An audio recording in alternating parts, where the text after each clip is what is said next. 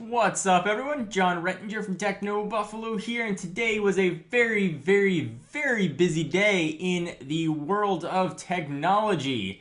Not only did we get some hands-on time with the not even released yet RIM Blackberry torch, but I also got a haircut. And it made me realize that I have a Mike Tyson style part in my hair. I'm not sure why I feel the need to talk about my hair in a lot of videos. I'm just happy to have it, I guess. Okay, so let me run through all the goodness. I'm going to highlight all the big stuff that we had. First, exclusive Torch 2. Actually running RIMs just announced Blackberry OS 7, which was kind of neat. We were able to get some hands-on time with this guy, courtesy of the folks at Negri Electronics. You can see it right there. It looks identical to the Torch 1, except it's got a much beefier 1.2 gigahertz processor, which is almost double the processor speed of the original. It's got a much more vibrant screen, and it's got a web browser that's a little bit more functional. So if you are a BlackBerry user and you're a fan of the original Torch design, but you weren't a fan of the specs, and I know there were a lot of you, this is going to be a really good one to look forward to. And we're hearing a summer-ish release for this guy. So we had a ton of images. Be sure to go ahead and check them out. The next post that actually we had come out earlier in the week, this one is really interesting. You may have actually heard this around the web, the Acme device. This was sort of behind the Verizon iPhone veil of secrecy. So certainly the Verizon iPhone has been out since about February. But what went into leading up to the announcement was very interesting.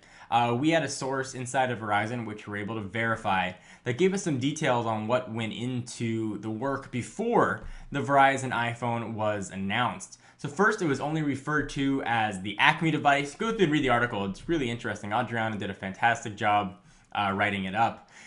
Users who had the phone, and our source did have the phone, got it about 2 weeks before. They had to sign a 4-page NDA, which is much longer than usual. They had to text a PIN code in every 12 hours to a predetermined number to make sure they still had possession of the phone. If the phone was lost, certainly they wouldn't know to text that number in. And evidently that number was a little bit variable, so it might change. So that was a way to sort of protect security. Really interesting story. Go ahead and give it a read. The Acme device and how the worst kept secret stayed buzzworthy. Everybody knew the Verizon iPhone was coming anyway. So there was a lot of other goodness. Let me give you some of the highlights. We'll go ahead and jump back to the home screen. Microsoft makes more money on Android than Windows Phone 7. Kind of interesting.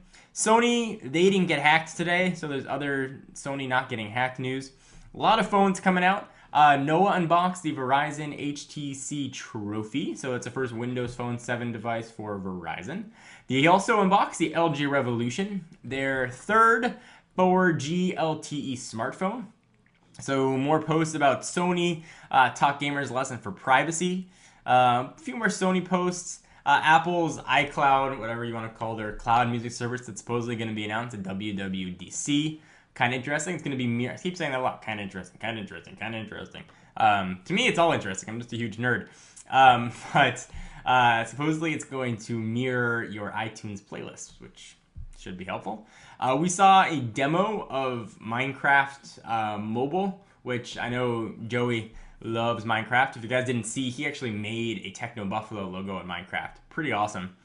Mike Perlman, one of our newest members, asked what kind of shooter are you, and walks through and talks about DSLRs and point and shoots. Really interesting.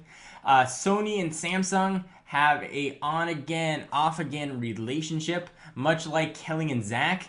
Apple sweet-talking Samsung for an AMOLED iPad 3 display. Kind of interesting. Again, kind of interesting. John, stop saying that. HTC unlocked bootloaders and a ton of other business that happened today. We had a lot of posts. Today was a very busy day. And yesterday was a busy day too. So be sure to check out the site if you want to read any of this. Site, of course, technobuffalo.com. I'd love to hear what you guys think about the big news, though. And that is, of course, the Torch 2 and our Acme device story. I'm John Rettinger from Techno Buffalo. I have a stupid part in my head, and I'll see you in the next video.